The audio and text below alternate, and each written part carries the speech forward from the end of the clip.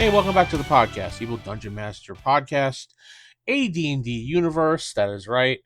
I keep calling it the wrong name since I changed it up a little bit. Since this is going to be an AD&D focused podcast for the foreseeable future, it's what everybody likes, I wanted to change the name up to just that. Obviously, I have other podcasts out there that I do for like one for DC Heroes, the Gotham and Beyond podcast. I talk about DC Heroes 3rd edition on that one because I love that game. And I have my other podcast. I haven't put it up yet. That's going to be just talking about general stuff that doesn't fit on this particular podcast sphere, whatever you want to call it. Anyway, ask the DM at theevildm.com is my email address. Theevildm.com is my website. Patreon.com/theevildm is my support page. Anyway, it's Friday, so we're going to talk a little bit about creating random monsters. And I'm not talking about wandering monsters. I'm talking about becoming a mad scientist and creating your own unique, crazy, wacky monster. Yeah, you heard me. There is an article in Dragon Magazine number 10, and we're going back here in the Wayback Machine, 1977, October. So this was a couple months before the the AD&D Monster Manual was even released. They wrote an article in the Dragon magazine by Paul Crabaugh, and he goes over ways to create your own monster from scratch using all the charts here. Now, the article starts off with talking about one of the major problems that a lot of Dungeons and Dragons players had experienced at the table of your players basically knowing too much or metagaming, so to speak. Because they knew the weakness of one of the monsters in the original supplement books. Yeah, this was kind of designed for the original supplements, but hear me out. You could use this for Advanced Dungeons and Dragons very easily. We all know that all the editions prior to basically second, or I second still works, prior to 3rd edition at least, all kind of interchangeably work with some minor modifications to it. So this is not going to be too much off the chart here for you. So he suggests in the article, well, if you're running into this problem with your group, well, here's an answer to solve that issue, that your players will not know what monster they're facing, because this monster is going to be so unique. They've never seen it before, never encountered it, so they basically can't metagame. Which the term, I don't think metagaming term was a thing in 1977 because the game was still fresh out there in people's minds. So I don't think they ran into this issue as far as labeling it as anything. And there was no like rule, so to speak, of how you shouldn't know this and what you should know. There wasn't too much deep diving into characters versus player playing and knowledge wise.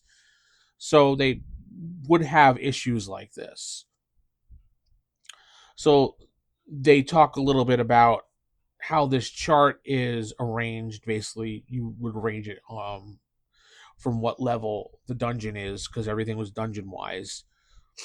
Now, there's a bunch of tables here. It starts with intelligence, and you can roll the intelligence of the creature, going from highly intelligent to unintelligent, and obviously you can modify that how you want.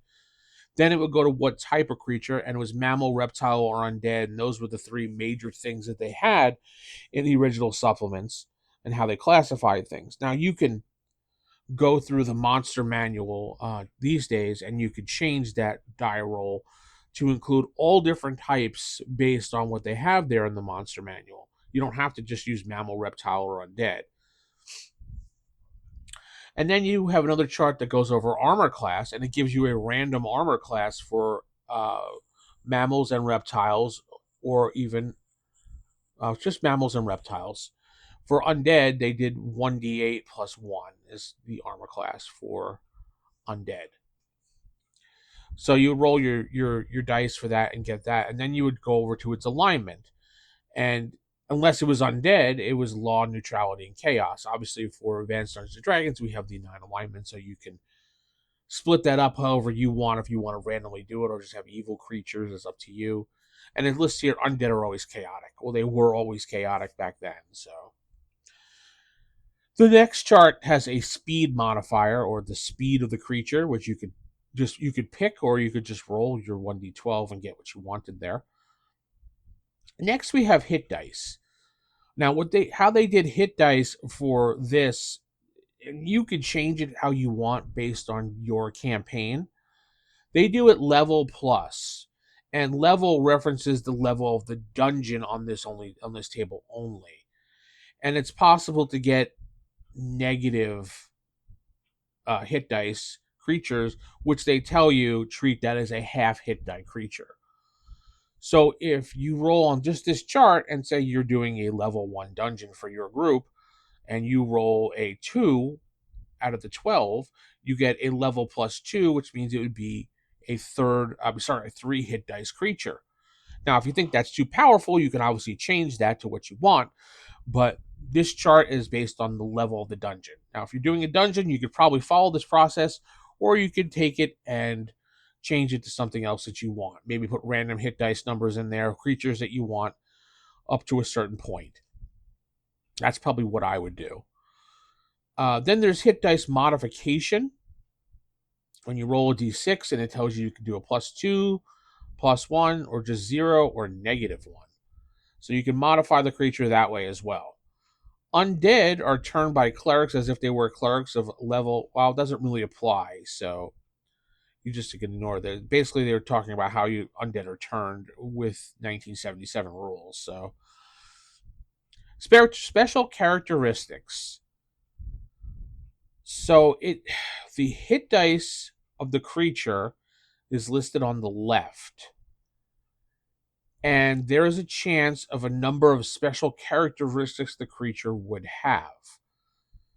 So you can roll, and if you hit that number or higher, you would have that many number of special characteristics. It has 1, 2, and 3 columns.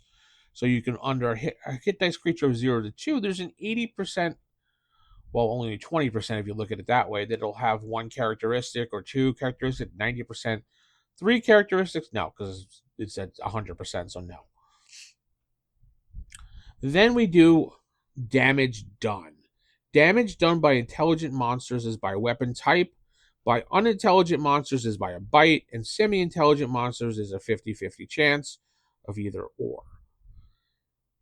So this one goes by hit dice of creature. It goes 1 to 6, and then it goes the level of the monster, which would be what level of the actual level of the dungeon, and then you could just roll on that and just to see what it is, and you get out of there, and you just pick it. It's up to you. Special characteristics number 2. These special characteristics are organized by type: mammal, reptile, undead. If a given number has several characteristics grouped thusly, like it'll be all like slashes around it, it means that the exact characteristics is determined by the level of monster. So if you have, like, breathes fire, turns invisible with slashes in between, can run through walls, it would be like hit dice 1 to 4, then it'd be 5 to 8, then 9 to 12, and that determines which characteristic you do. So it starts with mammals up until, no, it's a weird number though, because it's 1 to 24.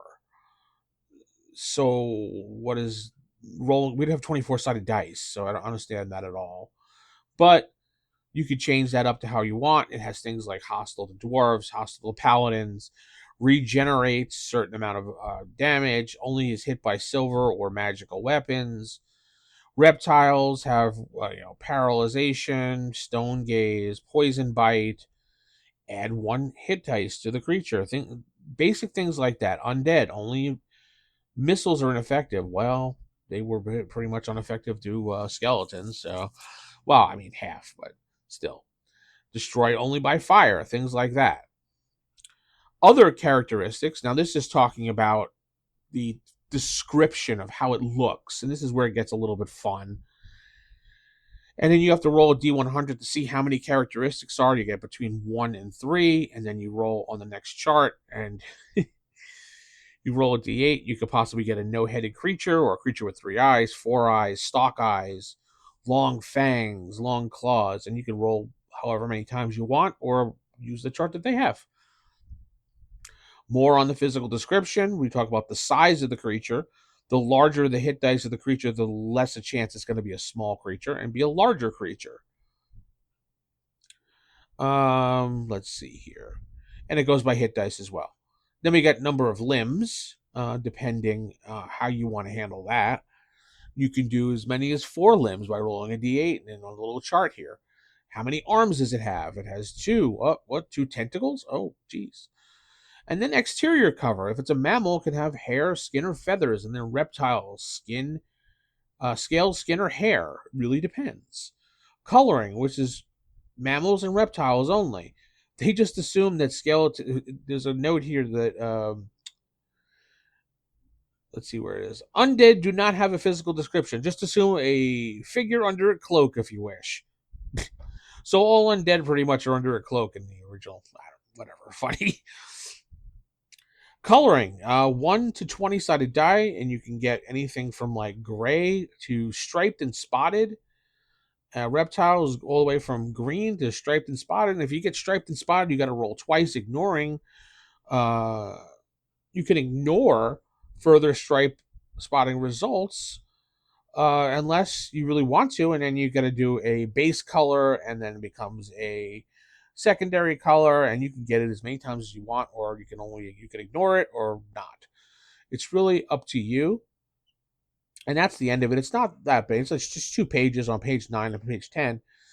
But this should give you enough inspiration to create your own creatures and call it whatever you want and throw it at your party just to see what happens. You can have an excellent time revamping this. If you're a DM like me, who really enjoys creating and, tinkering with rules and just designing up your own crazy stuff, this is right up your alley, because this is giving you what you need and giving you the toolkit, so to speak, to modify and create whatever you want and however you want, using whatever rule set here or whatever book you want. You can modify these charts to your liking until your heart's content, and you can have awesome monsters that you can roll up, spend an entire, a couple hours during your prep just rolling on these charts, having these wacky monsters, because it's interesting. I did a little bit of this before the podcast because I wanted to see how it worked, and it really is interesting. I wish they had more articles like this. They probably did, and I probably didn't realize it. And people were like, "Yeah, there was like 75 articles, man. You missed them all." Wow, okay. I mean, I don't remember anything like this in Polyhedron magazine. That's probably one of the ones I had because they delivered it to your house. We didn't get Dragon magazine, but Polyhedron actually snuck under the radar coming to my house because my parents didn't know what Polyhedron magazine was. They just thought it was a role-playing magazine. They never looked at it. But when it came to like Dragon or Dungeon magazine, oh, absolutely not. That has the Dungeons and Dragons on it. So, the Dungeons and the Dragons you can't have in the house. But Polyhedron, that's fine. Yeah, that's just a die, right? A dice or something. Anyway, tell me what you think about the Random Monsters here by Paul. From Dragon Magazine number 10, 1977. You can grab it off of Internet Archive. All of them are on there in Internet Archive, so feel free to pick them up. With that said, I'm going to head out. Keep it original, keep it old school. Good night, and God bless everybody.